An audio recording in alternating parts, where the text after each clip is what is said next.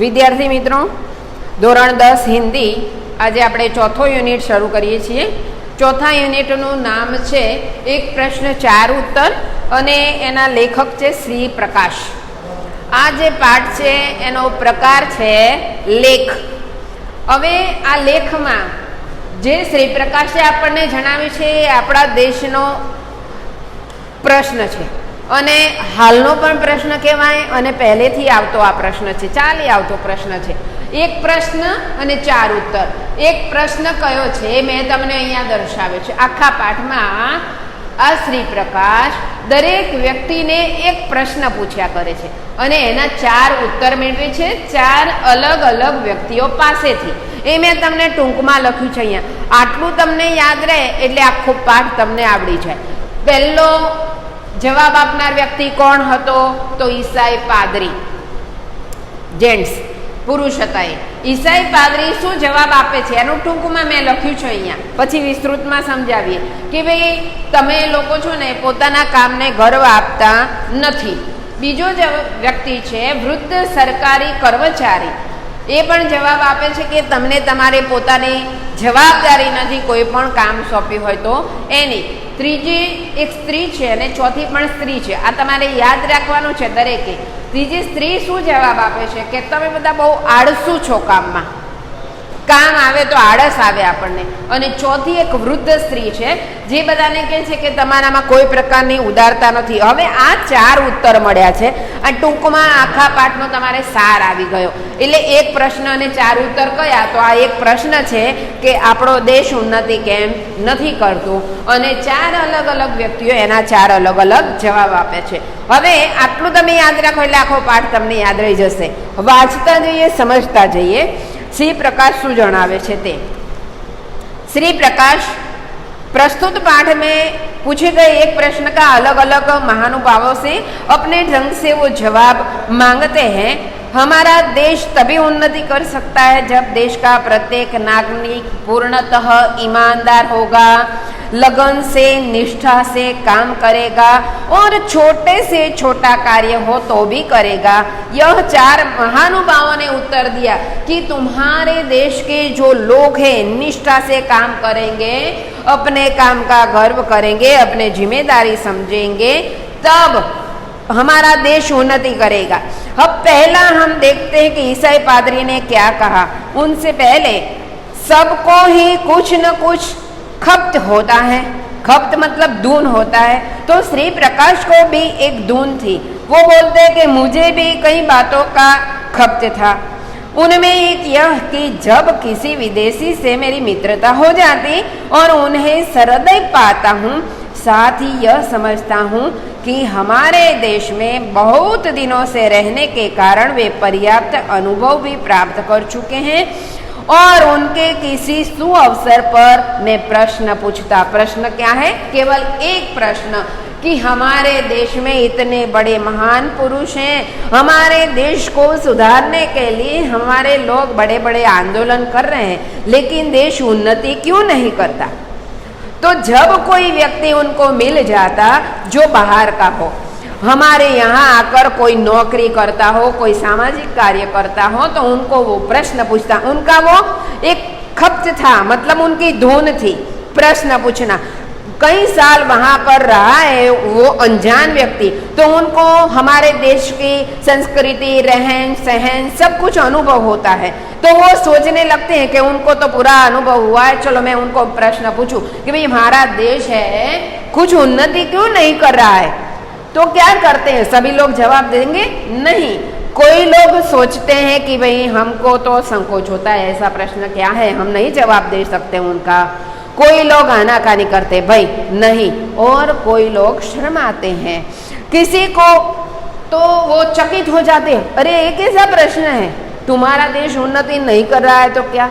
वो श्री प्रकाश जब प्रश्न पूछते हैं वो सब लोग कोई चकित होते हैं, कोई शर्माते हैं, कोई संकोच करते हैं. फिर भी वो उनको छोड़ते नहीं, उनको दबाकर, उनको किसी भी तरह से फुसलाकर वो प्रश्न पूछते हैं. पहला प्रश्न उन्होंने किससे पूछा है? ईसाई पादरी से। और ईसाई पादरी ने क्या जवाब दिया है कि तुम लोग अपने काम से गर्व नहीं करते। तो हम सविस्तार उनको समझते हैं। मेरे एक पहले मित्र वृद्ध ईसाई पादरी हैं।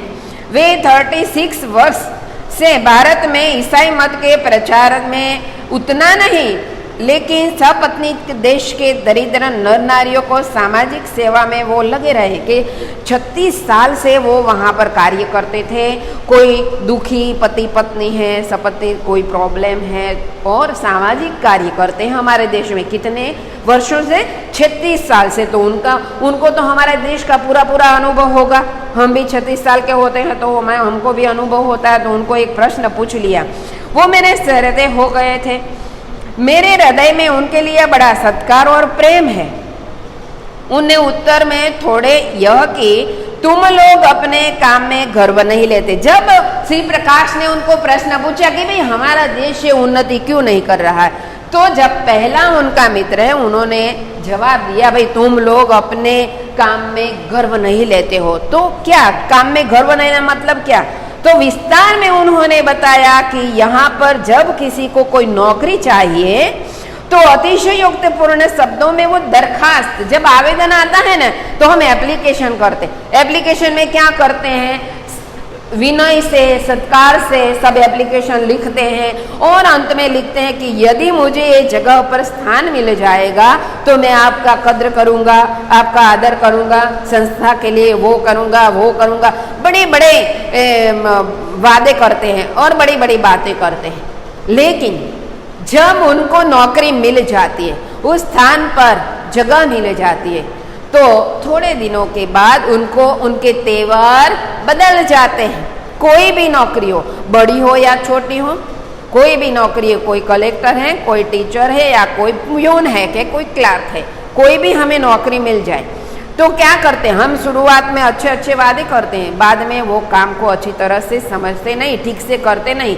वो हमारा कर्तव्य है, हमने चुन के लिया है उनको, तो हमें अच्छी तरह से वो काम करना चाहिए। वो काम हमने पसंद करके लिया है, हमने मांग के लिया है तो करना चाहिए ना, लेकिन नहीं करते। वो उन्होंने बताया हमको, वो पादरी मित्र ने, कि भाई तुम्हारा जब काम मिल जाता है तो तुमको इनका गर्व नहीं रहता। क्या करते हैं? शुरुआत में हम काम करते हैं, बाद में स्थान मिलते ही वह अपने कार्य अर्थात अपनी जीविका के साधन को खराब समझने, और ये तो कोई नौकरी है भाई, ठीक है चलो, कोई प्यून है तो ऐसा बोलता है, कोई टीचर है तो ऐसा बोलता है, कोई डॉक्टर है तो ठीक है भाई नौकरी, तो तुमने चुन कर ली है वो नौकरी। पहले तो बड़ी बड़ी बात करके ली है, फिर बाद में दूसरे देशों में भी लोग अपनी नौकरी के लिए ऐसे आवेदन देते हैं, बाद में क्या करते हैं? वो आवेदन पत्र में ऐसी बड़ी बड़ी बातें नहीं लिखते, वो आवेदन पत्र सामान्य प्रार्थना पत्र से लिखते हैं। जब उनको स्थान मिलता है, उनको वो नौकरी मिलती है, तो इसी तरह करते हैं कि जैसे संसार की गति उन्हीं पर निर्भर करती है। उनका जो संसार है वो जो नौकरी नहीं करेगा तो उनके संसार की गति रुक जाएगी, ऐसा समझकर वो काम करता है। और यदि काम छोड़ दे तो संसार उनका डूब जाएगा। इसी तरह वो घर लेकर काम करता है। हम तो मिलने के बाद, नौकरी मिलने के बाद उनकी अवहेलना करते हैं, उनको तुच्छ गिनते हैं हम लोग। पहला प्रश्न समझ लिया आपने कि हमारे देश में जब कोई आवेदन पत्र देता है तो अच्छी तरह से विनय से सत्कार से देता है, नौकरी मिलने के बाद इन नौकरी की अवहेलना करता है और फिर वो काम को तुच्छ करने लगता है। दूसरे देशों में ऐसा नहीं है। वो क्या करता है कि भाई हमें नौकरी मिली है तो हमारा संसार चलता है, यदि वो नौकरी नहीं होगी तो हमारा संसार डूब जाएगा। इसी तरह से काम को गर्व से करता है जो काम मिला है। पहला प्रश्न एक ही है, पहला उत्तर आज हमने समझा। दूसरा, एक वृद्ध कर्मचारी था, उनका जवाब क्या है वो देखते हैं। वो IAS अधिकारी थे, 30 वर्ष से अधिक भारत में गवर्नमेंट नौकरी कर हाल पेंशन लेकर अपने स्वदेश वापस जाना चाहते थे। IAS अधिकारी थे। जो वृद्ध सरकारी कर्मचारी था वो IAS था। वो भी श्री प्रकाश के मित्र थे। एक दिन श्री प्रकाश ने उनको भी प्रश्न पूछ लिया, दूसरा उत्तर क्या मिला कि भाई तुम लोग जिम्मेदारी नहीं समझते। हमें जो काम मिला है उनकी जिम्मेदारी हमें कैसे समझनी है। तो विस्तृत में उन्होंने बताया कि हम इस नौकरी में अर्थ व्यक्ति का समाविष्ट करे तब कर्तव्य होता है। हमें उसे जानना चाहिए, जो काम उठाया है उसे अच्छी तरह से विश्वास से करना चाहिए। विश्वास बड़ी वस्तु है, हमें किसी पर विश्वास नहीं है, इसलिए हम किसी को जिम्मेदारी सौंपते ही नहीं है। इधर जिम्मेदारी मतलब विश्वास, हमें किसी पर विश्वास है तो ये काम हमारा ठीक होगा, लेकिन हम किसी पर विश्वास नहीं करते। 2 हुए, अगले दिन दूसरे 2।